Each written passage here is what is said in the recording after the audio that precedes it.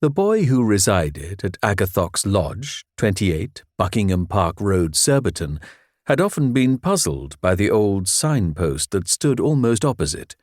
He asked his mother about it, and she replied that it was a joke, and not a very nice one, which had been made many years back by some naughty young men, and that the police ought to remove it.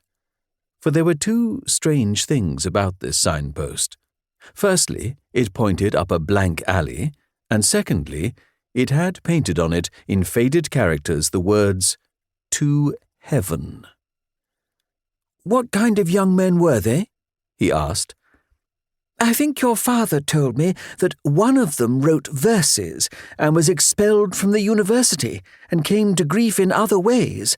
Still, it was a long time ago. You must ask your father about it. He will say the same as I do, that it was put up as a joke." "So it doesn't mean anything at all?" She sent him upstairs to put on his best things, for the Bonces were coming to tea, and he was to hand the cake stand. It struck him, as he wrenched on his tightening trousers, that he might do worse than ask Mr. Bonce about the signpost.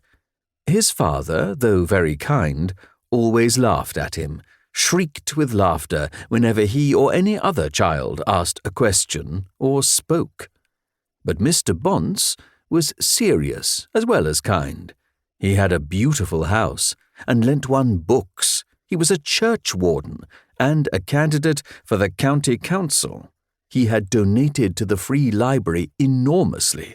He presided over the Literary Society, and had members of Parliament to stop with him.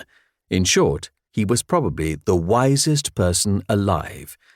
Yet even Mr. Bonce could only say that the signpost was a joke, the joke of a person named Shelley.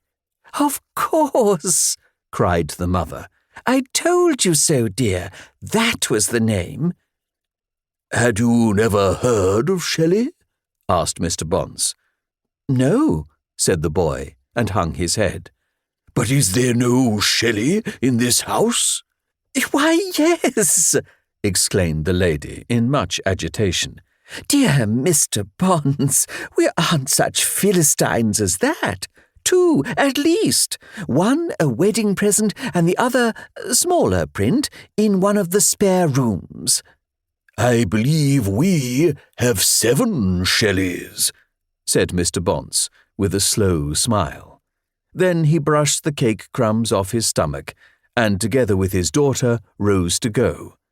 The boy, obeying a wink from his mother, saw them all the way to the garden gate. And when they had gone, he did not at once return to the house, but gazed for a little up and down Buckingham Park Road.